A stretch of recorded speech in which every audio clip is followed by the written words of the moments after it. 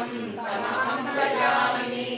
दीपाच्चैव विदशासनमभ्यसेत्य दीपाय वितरे समानधर्मा यस्यास्येव विचक्षुतया विभाति गोविन्दमादिपुरुषं तमहं भजामि।